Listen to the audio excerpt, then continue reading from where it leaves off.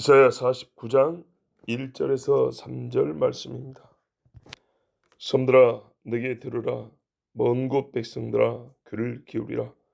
여호와께서 태에서부터 나를 부르셨고 내 어머니의 복중에서부터 내 이름을 기억하셨으며 내 입을 날카로운 칼같이 만드시고 나를 그의 손 그늘에 숨기시며 나를 갈고 닦은 화살로 만드사 그의 화살통에 감추시고 내게 이르시되 너는 나의 종이요 내 영광을 내 속에 나타낼 이스라엘이라 하셨느니라.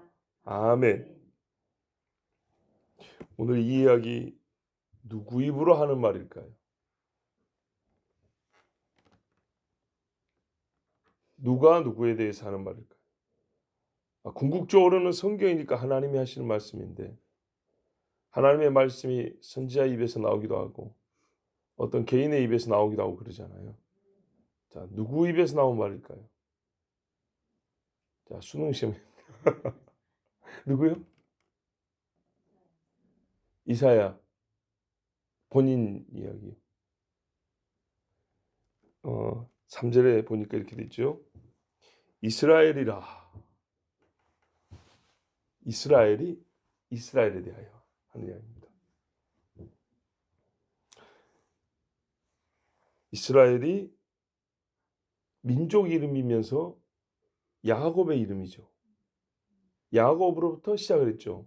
그러니까 복중에서 태중에서 이야기가 성경 보면 이스라엘을 얘기할 때 여러 번 나옵니다. 자, 이제 여기서 정말 궁금한 게 이거예요. 굉장히 자부심 있게 지금 말하고 있죠. 잘 느껴보십시오. 섬들아, 내게 들으라. 먼 곳 백성들아, 귀를 기울이라. 이렇게 읽을 게 아니고 먼 곳에 있는 백성들아, 귀를 기울이라. 당당하죠. 힘 있고요. 2절을 보면요. 자기 자신을 약하게 표현하지 않습니다. 나는 칼이라. 잘 갈아놓은 예리한 칼이라. 나는 하나님이 쓰시는 갈고 닦은 화살이다. 이렇게 말합니다. 어조가 좀 바뀌는 경우가 어디냐면 4절입니다. 이제 오늘 아니었는데 이렇게 크고 강하고 당당한 이스라엘이었으니까 반대 상황은 굉장히 부끄럽겠죠. 표현도 부정적으로 나와야 되겠죠. 그래서 그러나 나는 말하기를 내가 그동안에 헛되이 살았다. 무익한 일에 힘을 다 쏟다. 그래서 하나님이 나를 심판하시는도다. 이렇게 말하는 거죠. 맞습니다. 지금 3절에 제가 여러분 성경은 동그라미가 5절에 있어요. 4절까지 보라고. 제가 오늘 3절에 끊은 이유가 있어요. 여기까지 어조가 굉장히 당당하고 자부심이 있고요. 요즘 말로 이 어깨 뽕이 차 있단 말이죠. 그리고 4절도 보시면 자기 자신에서 굉장히 솔직한 표현이죠. 부정적이지만 솔직하게 인정을 하고 있고 나는 분명히 하나님 앞에 심판을 받는다는 이런 말을 하고 있단 말입니다. 자, 좋습니다. 이런 이야기 언제 할 수 있을까요? 언제 하니까 또 뭐 잔치 날이냐 결혼식 날이냐 그런 것 같은데 그게 아니고 영적인 상태가 양호할 때와 불량할 때로 나온다면 양호할 때 할 수 있는 말입니까? 불량할 때 할 수 있는 이야기입니까? 양호할 때는 거죠. 양호할 때에 당당하게 말할 수 있으면서 한편으로 자기 자신에 대하여 나는 참 하나님 앞에 썩어 죽을 사람이었다 이렇게도 말합니다. 불량할 때는요. 얼마나 하나님이 나를 귀하게 지으신 존재인지에 대해서도 모르고 누가 나에 대해서 부정적인 얘기를 할 것 같으면 거품을 물게 돼 있죠. 저는 오늘 여기에 초점을 맞춘 겁니다. 이스라엘이 자기 입으로 언제 자신에 대하여 이런 말을 하는가? 그런 적이 있었던가? 이토록 섬들아 뭐라 그래요? 먼 곳 백성들 왜 나와야 되는데요? 왜 들어야 되는데 도대체? 지금 옆에 있는 시리아나 바레인한테나 좀 들어가지. 우리 같은 극동에 있는 먼데 있는 사람들 멀리 있다고 해서 우리가 극동입니다. 동쪽 끄트머리 있다고. 우리 같은 사람이 왜 들어야 되는데요? 일본 사람들, 대만 사람들, 섬들 사람이 왜 들어야 되냔 말이죠. 이런 이야기를 할 정도면 굉장하게 말 그대로 진짜로 떳떳해야 됩니다. 껍데기만 하면 내가 아브라함의 아들이야 이거 갖고는 안 되는 거고요. 실질적으로 아브라함다워야 할 수 있는 말인 거예요. 아브라함이 있어요. 너를 축복하는 자는 내가 복 주고 너를 저주하는 자는 내가 저주한다. 하나님이 그렇게 했잖아요. 그러면은 말로만 아브라함의 자손이 아니라 진짜로 아브라함처럼 사는 아브라함의 자손일 때쯤 돼야 하나님이 말씀하셨다. 너희들 내 말 잘 들어. 나를 축복하면 하나님이 너를 복 준다 그랬다. 감히 나를 책망하고 아니 책망이 아니야. 나를 저주한단 말이야. 그럼 하나님이 너를 복 준다. 잘 들어 내가 어떤 존재인지. 하나님이 나는 자기 칼같이 쓰는 사람이야. 화살같이 쓰는 민족이야. 이런 소리를 죄가 가득 차인데 할 수 있을까요? 지금들 예수 죽인 죄도 회개 안 한 주제에 이런 말 할 수 있을까요? 오히려 하나님 앞에 뒤제 두드려 맞고 있는 상황에서 할 수 있는 말이냐고요. 할 수 없는 말이죠. 할 수 없는 말이에요. 이 말은요. 벌써 이사야 후반부에 기록됐다는 것을 보면 알 수 있듯이 이스라엘의 영적인 더러움과 육신의 죄가 씻어진 날 할 수 있는 말이에요. 성경에 보면 뭐라냐면 그때가 되면 이방 사람들이 시온으로 돌아가는 유대인 이스라엘 사람들 보고 바짓감에 붙잡고 나 좀 데리고 가라고 하나의 열이 달라붙는다 그랬어요. 그때쯤 돼야 할 수 있는 일이라고요. 지금 보십시오. 대부분의 그리스도인들이 하나님이 이스라엘 향해 갖고 있는 비전을 잘 모르는 사람들이 굉장히 많습니다. 그런데 안다 할지라도 모르건 알건 간에 불문하고 이스라엘의 지은 죄에 대하여 비판적인 것은 똑같습니다. 하나님이 장차 그들을 구원하시는 건 구원하시는 거지만 현재까지 죄 짓고 있는 것에 대하여 비판은 똑같이 하는 겁니다. 왜 세계 제1의 동성애 축제가 이스라엘에 있냐 이 말이죠. 아직도 몰래게 산다이고 금어수 섬기는 애들이고 그 옆에 다학원 산다이고 이런 것들 왜 아직 남아있냐 이 말이죠. 하나님이 나라까지 다시 찾아줬으면 버려야죠. 옛날에 70년 종사를 하고 와도 이방의 여인하고 결혼한 것도 끊어버린다고. 그 피 같은 내 생명 같은 자식도 내가 보낸다고 그렇게 결단했어요. 70년 종사를 하고도. 가능한 이야기입니까? 얼마나 그 어려운 이야기입니까? 연판까지 써가지고 자기 서명까지 해가면서 하나님이 이렇게 하겠습니다. 이랬는데 거의 2000년 만에 나라를 되찾아줬더니 하는 짓거리 보십시오. 이런 상황에서 감히 할 수 있는 이야기입니까? 할 수 없죠. 아직까지 이스라엘이 당당하게 세상을 향해 이렇게 외치지를 못합니다. 그러면 이렇게 외칠 수 있는 때라는 것은요. 정말 스가랴 말씀대로 그들이 회개할 때입니다. 여러분 우리도 그렇잖아요. 죄를 품고 있으면 누가 말해도 부끄러워서 양심상 말 못해요. 한마디 하려고 해도 자기 양심이 찔려서 돌아가서 그런다고 그래 한마디 하려는데 내가 옛날 했던 일 생각이 나서 말을 못했다. 그러죠. 근데 떳떳하게 하나님 앞에 회개하고 사람 앞에 잘못을 용서를 구했으면 어떻게 해요? 나도 너같이 그래 잘못했다 말이야. 너 임마 그러면 안 돼 라고 말할 수 있지 않습니까? 이스라엘이 하나님 앞에 회개한 다음에 할 수 있는 말입니다. 떳떳할 때 할 수 있는 이야기입니다. 누가 봐도 깨끗하다 할 때 할 수 있는 이야기입니다. 그때는 지가 무슨 자격으로 이런 말 하지 않습니다. 뒤에 가서 나도 허무한 짓을 했다만 그건 괜히 자기 면피하려고 하는 정도의 얘기 이 정도로 들려고 진실하게 들립니다. 이 말 자체가 굉장히 크고 묵직하고 진실하게 들리는 소리예요. 이 말 자체가 사실입니다. 여러분 사실이라고 다 부끄럽지 않습니까? 부끄럽죠. 근데 사실을 부끄럽지 않게 외치려면 말 그대로 잘해야 합니다. 옳아야 합니다. 그때입니다. 이 사실을 이 이스라엘에 완전히 부합하는 믿음과 삶이 있을 때에 그리고 이방에게 말하는 건요. 지 혼자 그러면 되지. 왜 이방에게 말합니까? 이방에게 유익이 될 때야 이렇게 말할 수 있습니다. 하나님이 진짜로 나를 처음 이렇게 부르셨다는 것이 사실이고요. 그게 내가 믿어지고 그것을 말하면 부끄러움이 없고 그것이 지금 이방에 들어가잖아요. 자기 민족끼리 야 하나님이 야 레위 지파야, 야 시므온 지파야, 하나님이 이런 얘기가 아니고 자기들만 깨닫는 게 아니라 이방에게 깨달아 말하는 것은 요 사실을 알리는 것이 이방에게도 유익이 될 때어야 이렇게 말할 수 있습니다. 근데 하나님이 지금 예언이 뭐냐면 이방에게 이스라엘이 이렇게 말하는 날이 온다 그 말입니다.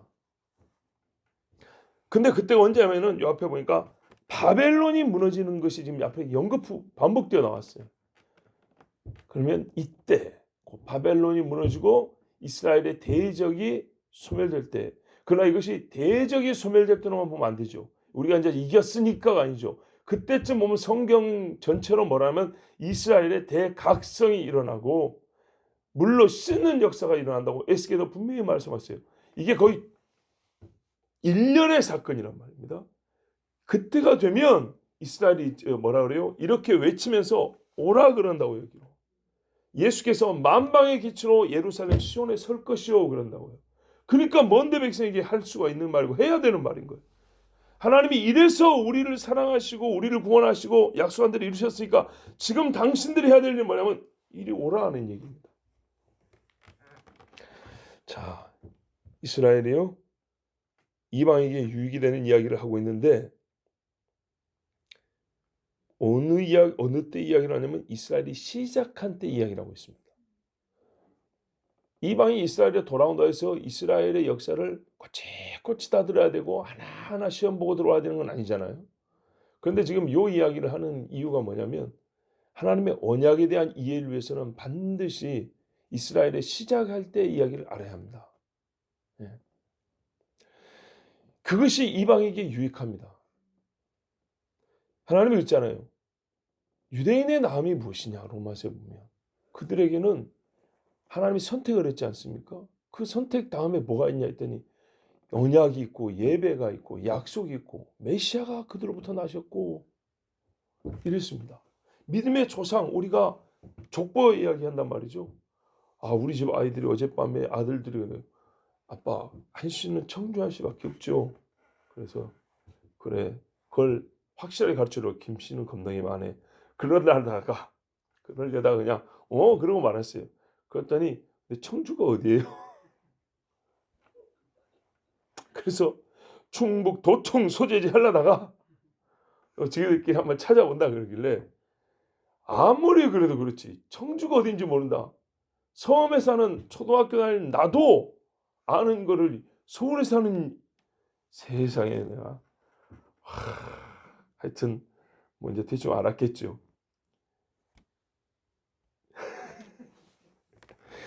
자, 이스라엘 사람이 말입니다. 이방에게 자기의 시작점을 알리는 것이 유익하고 또 거리낌이 없고 이 사람들에게 당당히 말하는 그때는 다시 말씀드리지만 이스라엘의 수치가 다 지워진 날 이방인들을 데리고 함께 시온산에 올라오는 날 하나님이 이스라엘의 대적을 다 물리친 날 하나님이 이스라엘을 자기 영광으로 삼으신 날입니다. 밑에 보면 그런 말씀이 이제 나옵니다. 이 날은 말이죠. 이방 사람이 어느 때보다 이스라엘을 알아야 할 필요가 있습니다. 최소한으로 말한다면 더 이상 이스라엘을 대적하면 안 되기 때문에 지금 대적자들이 다 죽었잖아요. 최대한으로 말하면 이스라엘의 복을 내가 함께 받아야 되기 때문에 그래서 이스라엘이라는 거. 봐보세요. 이스라엘의 복이란 게 있어지면 아브라함부터 시작했거든요. 그렇죠. 그리고 하나님이 아브라함은 이스라엘이 아니에요. 이스라엘의 윗선조지. 이삭도 이스라엘이 아니에요. 이스라엘의 선조고 야곱부터 이스라엘이에요. 그런데 왜 아브라함의 복이라고 하냐면 하나님이 아브라함과 이삭과 야곱에게 똑같은 복을 3번 반복해 얘기해 줬어요. 그러니까 야곱이 이스라엘이 받은 복이란 아브라함의 복으로 연결되는 거예요. 그러니까는 최선으로 말하면 더 이상 이스라엘을 공개하는 어리석은 짓을 하면 안 되고 최대치로 말하면 곧 아브라함의 복을 함께 받아 유업을 함께 받는다 그러죠. 그러니까 항상 이 우리가 신약에도 보면은 아브라함의 유업 이야기한단 말이죠. 이방에 편지 쓸 때도 아브라함의 유업 그렇습니다. 그러니까는 이스라엘의 시작을 알아야 되는 거예요. 하나님이 이들을 통해서 복을 약속해 주셨고 이들을 통해서 우리의 구원을 시작하셨구나. 역사 중에 언약이라는 것이 무엇인지를 보여준 그러니까 이렇게 표현 좀 그렇지만은 아담에게 한 언약이 감추어져 있었다면요, 하나의 실처럼 이렇게 늘었다면 이게 부처꼴처럼 확 펼쳐지면서 세상에 정말 대공개가 된 게 이스라엘이란 말이죠. 그렇기 때문에 우리가 그 시작된 꼭지점, 그 분기점이라죠. 분기점. 이때를 아는 것은 우리에게 유익한 것입니다. 자, 이스라엘은요, 어머니 태에서부터 하나님이 부른 이름이라고 했어요. 사람은 야곱이라고 그랬죠. 그러나 하나님은 우리를 낳기 전부터 내 이름을 아시죠. 내 이름 아시죠. 하나님은 그를 이스라엘로 알고 계셨어요. 그렇게 부르셨어요. 때가 되어 그의 귀에 너는 이스라엘이라 불러주신 거고, 하나님은 이미 이스라엘이라고 불렀어요. 야복강이 아니라 하나님께서 야곱이 그 어머니 태에 있을 때부터 선택하여 부른 이름입니다. 물질세계에 나타난 바로도 보면 출생에도 전에 우리가 영원 때 우리 택하셨다 그러는데, 이 물질세계에 나타난 때로 보더라도 출생 전에 이름을 붙인 경우는 사실 거의 없는 경우죠. 예. 근데 하나님이 출생에도 전에 그와 언약을 맺을 때, 언약은 반드시 이름과 이름입니다. 그를 불렀어요. 나는 여호와고 너는 이스라엘이고. 그래서 처음부터 벌써 작은 네가 큰 자가 되리라. 그렇잖아요. 복중에 있을 때부터 그랬잖아요. 두 민족이 태중에서 싸우는도다. 작은 자가 큰 자가 될 것이 하고, 하나님이 이미 약속을 선포해 버렸어요. 그랬을 때 내가 약속한 너는 누구냐 할 때 하나님이 너는 이스라엘이라 이렇게 불렀다는 얘기입니다. 그리고 언약을 맺은 후에 하나님은 항상 그 언약의 궁극이 뭐라고요? 지난 주일날 영광이라고 그랬죠. 영광. 이스라엘의 생애와 그 민족의 역사를 통하여 하나님이 영광을 받으시겠다고 그랬어요. 예. 이 세상이 봐야 될 내 영광은 네 속에 담아둔다고 그랬어요. 그러니까 우리가 이스라엘을 알아야 돼요. 이스라엘의 처음부터.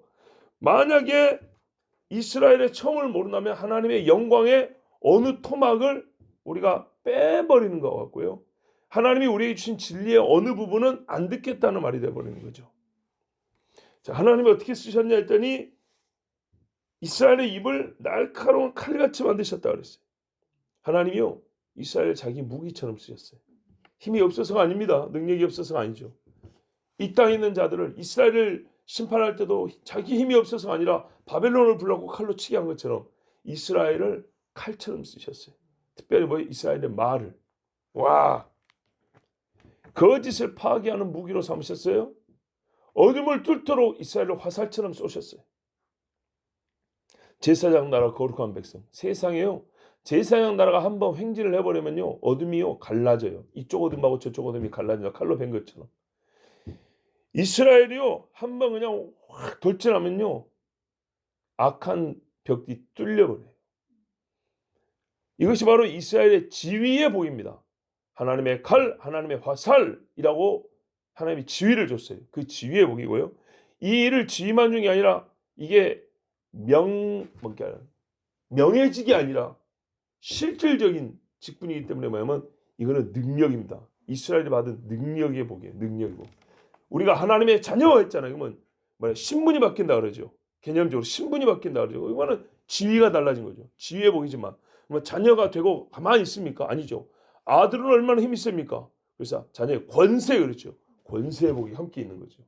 예수 믿으면요, 비신자에서 신자라는 지위만 달라지고 신분만 달라지냐, 예수 이름을 쓸 수 있는 권세가 생긴단 말이죠. 이게 이스라엘의 지위와 또 실제한 능력의 복이에요. 자, 이스라엘 사람이 한 말로요, 악인이 떨어졌어요.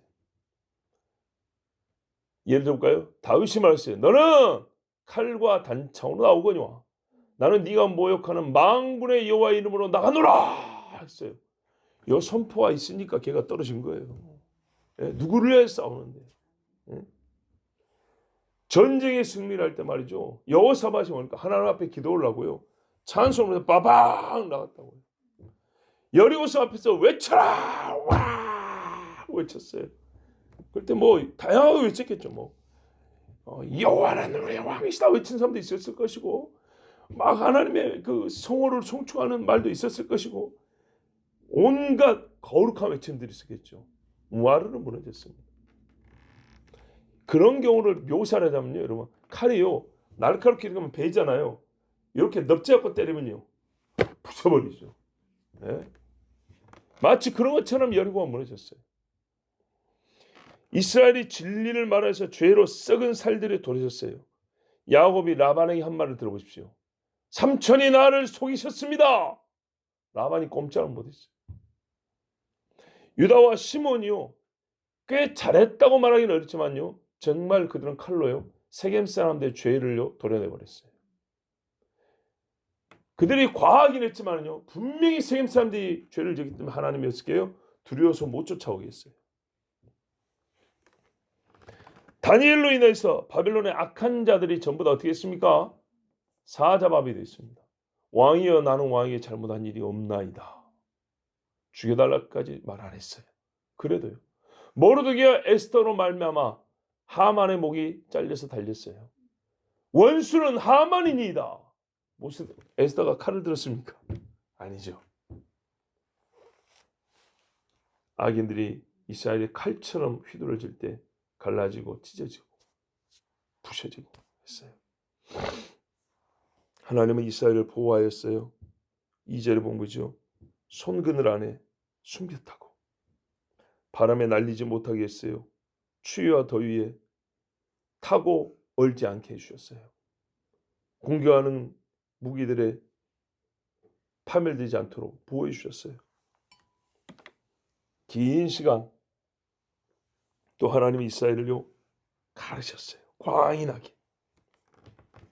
무디고 녹슬게 내버려 두지 않았어요. 어느 때고 역사 중 몇백 년은 하나님이 이스라엘에게 무관심하시고 이런 적은 없어요. 그들이 벌을 받을 때조차도 그들을 단련하셨어요. 항상 단련이라는 표현을 많이 쓰시죠. 단련했어요. 이 세대가 단련받고 죽으면 그 다음 세대는 자동으로 단련받아 태어나냐? 아니죠. 그 다음 세대도 단련하셨어요. 계속 단련하십니다. 뾰족한 화살촉을 유지하게 하셨어요.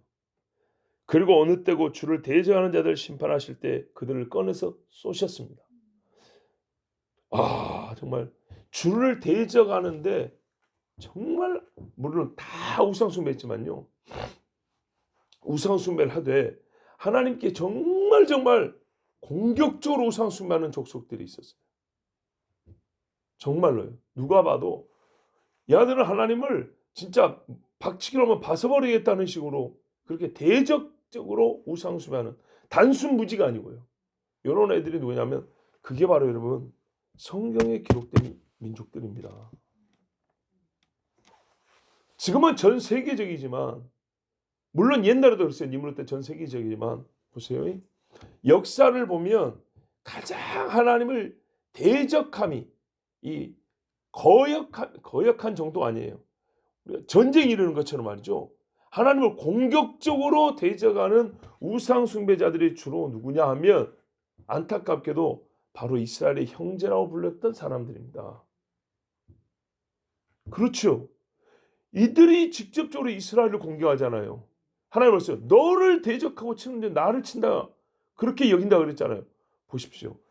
사람들이 왜 이스라엘 주변 이야기하고 그 중동 역사를 이렇게 했어요. 아니라니까요. 그렇게 보면 안 된다니까요. 이게 바로 소위 역사적 시각으로만 보는 것이고 인본주의적 시각으로만 보는 것이에요. 하나님이 영적인 세계에 대해서는 안목이 없는 거예요. 그러나 이 영적 세계의 안목을 보면 지금 일어나는 전쟁들도 그 나라의 전쟁 그로만 읽히지 않는 겁니다. 이게 강해지니까 나중에 어떻게 하냐면 종교는 바꿉니다. 종교는 바꿔요. 뿌리는 같지만 겉보기 종교. 무슬림이라는 이슬람교라는 종교로 바꿨어요. 근데 그 뿌리가 똑같잖아요. 보세요. 나라 이름도 바꿔졌어요. 옛날하고. 그렇지만 그 사람들이 똑같은 그 사람들인데 보면 뿌리로 보면 물론 많이 섞이긴 했지만 섞였다는 의미에서 아랍입니다. 여러분. 믹스드. 아랍? 섞였다는 얘기예요.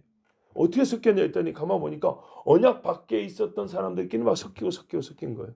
그러니까 보세요. 이스마엘 족속이라 했다가 미디안 족속이라 했다가 미디안 상인을 했다가 이스마엘 상인을 했다 이런 거 요셉 할 때도 이 사람들이 어디서 나왔냐? 대부분 아브라함이 낳은 자식들입니다. 예. 아브라함이 낳은 아들이 이스마엘과 이삭만 있는 게 아니고 그 밑으로 또 있습니다. 여러 명 있어요.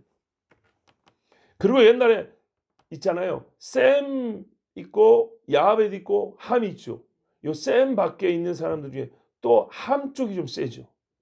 그러나 이제 시간이 계속 지나면서 대부분 유럽계라고 하는 야베 쪽 속주도 지금 아주 강세를 띠고 있는데 보십시오. 그러나 지금까지는요. 적어도 지금까지는 깊은 그들의 비밀한 것이 있겠지만은 지금까지는 보세요. 이스라엘이 일 생기면 지금까지 거의 1세기가 다 되도록 전쟁이 있는데 국가가 수립된 다음에서 말이죠. 대부분 서양 세계는 이스라엘을 돕는 쪽이잖아요. 그렇죠. 뭐 비판하고 미워하고 혐오주의가 있고 해도 어쨌든 간에 아직까지는 그런 쪽이죠. 그런데 보세요. 어디가 수천 년 전부터 계속 이스라엘을 치는 쪽인지. 유사 여호와 신앙까지 흉내내면서 성경을 우리는 같이 본다 하면서까지 계속 시온산을 뺏고자 하는 족속이며 종교가 어딘지 봐보세요. 옛날에 했던 그놈들 똑같아요. 자, 그런데요. 또 역사를 볼까요? 성경제 안목을 보세요. 그놈들을 치는 쪽이 또 누굽니까? 역시 이스라엘입니다.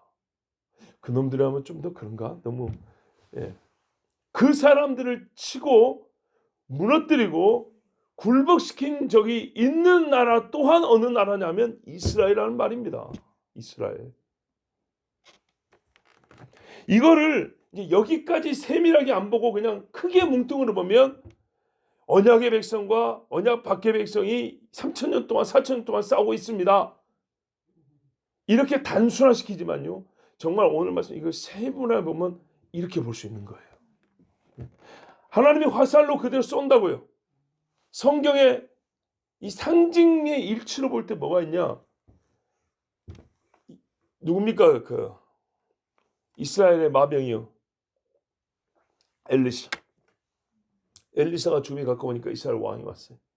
문안을 냈어요. 제가 알기로 이 사람이 누구냐면 예후의 아들 정도 됩니다. 예후의 아들이나 손자나 하여튼 이 정도 될 텐데 이스라엘 이제 엘리사한테 문병을 왔어요. 문병을 오니까 엘리사가 뭐라 그러냐면 창문을 열고 왕이 화살을 쏘십시오. 3개밖에 안 쏴요. 3개면 많이 쏜 거 아니에요? 처음부터 한 10개 쏘라 하든지 그냥 쏘라 했는데 3개 쏘면 많이 쐈는데 엘리사가 화를 냅니다. 코숨이 넘어갈 힘이 없는데도 불구하고 엘리사가 엄청 화를 냅니다.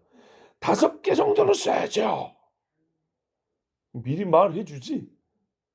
왜 그런 소리를 했냐 했더니 이것은 하나님이 아람을 칠 수 있는 횟수를 말하는 거예요.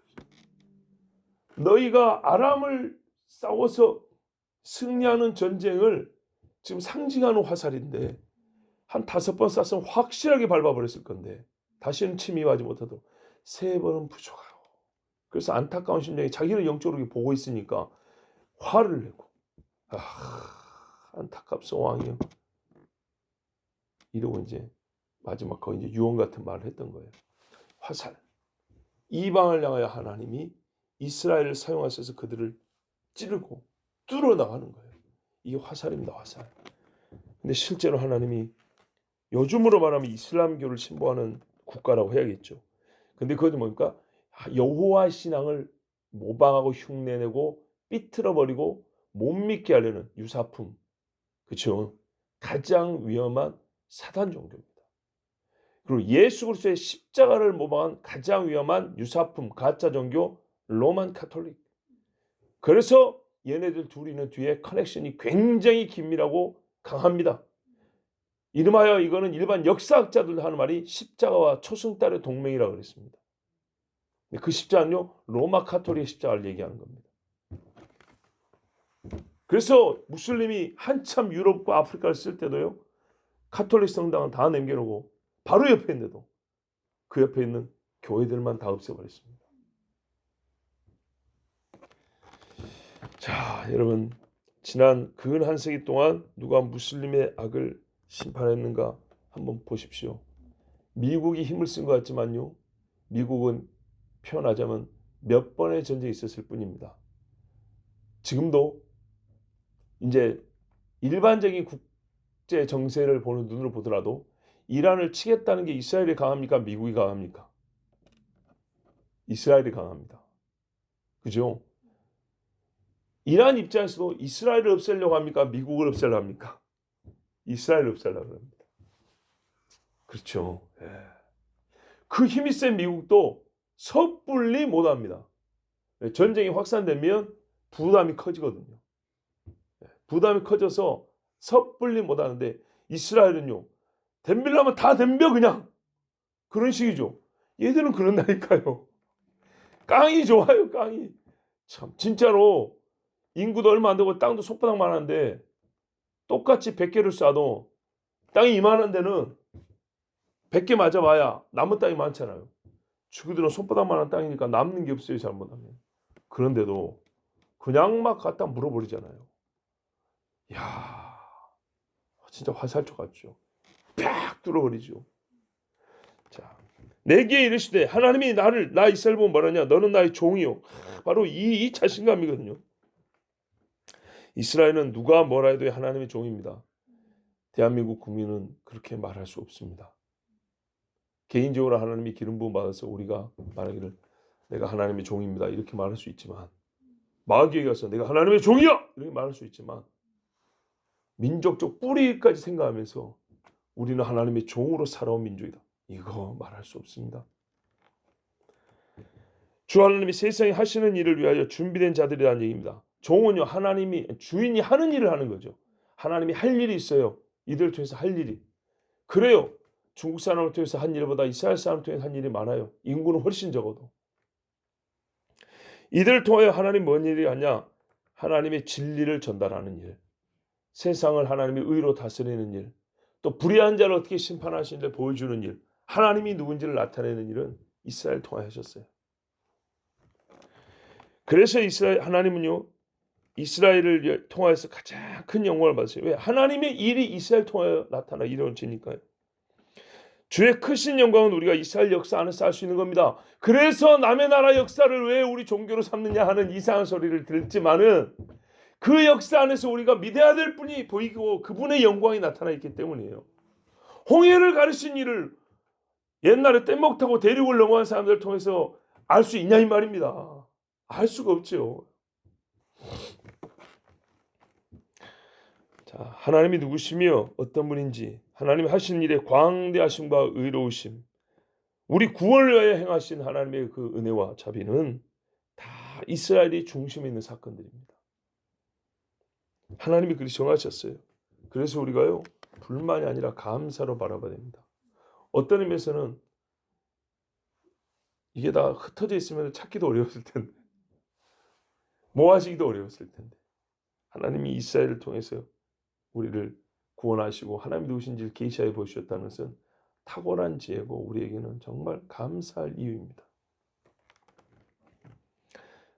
출애굽했고요. 율법을 받았어요. 하나님의 성막을 지은 걸 봤어요. 가나안을 정복하고요. 이건 뭐냐면 하나님이 악인을 심판하는 것을 보여주는 겁니다. 이 민족이 저 민족 잡아먹었다는 걸 배우는 게 아니고요. 그래서 똑같이 이스라엘도 나중에 그렇게 또 굴복을 당했죠. 성전을 짓고요. 하나님이 사람을 지혜롭게 하면 얼마나 지혜롭게 할 수 있는지 그걸 우리가 봤어요. 그래서 보세요. 열방이요. 땅끝에서도요. 솔로몬 보겠다고 찾아가잖아요. 어느 때냐 이 말이죠. 이 말이 어느 때냐. 강력한 제국들을 다스리고 굴복시켰어요. 이게 뭔 말이냐. 요셉이 애굽을 다스렸어요. 내가 보좌 외에 네보다 높은 게 없다. 바로가 직접 그 말을 했어요. 다니엘은 바벨론의 재상 3명 중에 실질적으로 나라를 다스리는 재상 3명 중에 첫째가 하는 자였어요. 그리스도 예수께서 나셨어요. 많지요. 하나님의 영광이 그들 가운데 나타났어요. 하나님이 종으로 쓰임 받았어요. 여호와 하나님께서 이스라엘을 처음에 이렇게 불렀습니다. 오늘 본문처럼 처음에 이 일을 위하여 존재하며 살아온 사람들이 이스라엘입니다. 우리는 그들의 처음을 알 필요가 있습니다. 험한 짓들도 많이 했습니다. 이제 내일 봅니다만 험한 짓도 많이 했고 패역한 족쇄라고 책망도 매도 엄청나게 많이 맞았습니다. 자기들의 구주를 십자가에 못 박아 죽인 극악무도한 정말 하면 안 되는 그 죄까지 지었습니다. 그러나 바로 그런 사람을, 그런 족속을 하나님이 처음에 이렇게 불렀다는 겁니다. 이 약속이 폐하해지지 않는다는 게 중요한 겁니다. 바로 하나님 여호와께서 이스라엘을 어떻게 부르셨는지 우리로서는요, 주신 그대로 보아야 합니다. 그들이 예수님을 십자가에 못 박아 죽인 그 사건을 기록된 그대로 보듯이 바로 그 사람들에 대하여 하나님이 주신 말씀, 그들을 처음 택하신 그 사건도 있는 그대로 봐야 됩니다. 이것이 오늘 우리가 들어야 할 말씀입니다. 이스라엘에 대한 기초적으로 우리가 알아야 될 지식, 인식, 이것이 하나님이요 이방인이고 먼 데 있는 우리가 알아야 한다고, 아는 것이 유익하다고 오늘 기록해 두셨습니다. 기도하겠습니다. 하나님 아버지 감사합니다. 우리가 세계사를 배울 때도 이스라엘 이야기는 거의 안 듣습니다.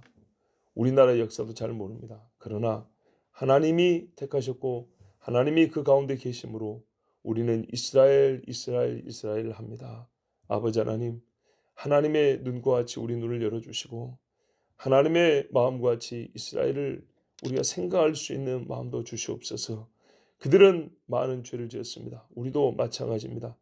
그러나 죄가 없어서가 아니라 하나님이 그들을 택하지 않으셨다면 복음은 우리에게까지 오지 않았을 것입니다. 또한 하나님이 그들을 택하셨기 때문에 하나님의 세상 다스림을 우리가 지금 볼 수 있습니다. 나의 주 여호와가 어떤 신인지, 정말 하나님이 누구신지를 우리가 그들을 통하여 배웠습니다. 아버지 하나님 감사합니다. 하나님이 알라 하였으니 알겠습니다. 그리고 더하여 가르쳐 주신 말씀도 다 듣겠습니다. 주님 말씀하옵소서. 주 예수 그리스도를 믿고 구원받은 자들로서 우리가 하나님의 모든 말씀을 받겠사오니 주여 우리에게 늘 말씀하여 주시옵소서. 예수 그리스도의 이름으로 기도하옵나이다. 아멘.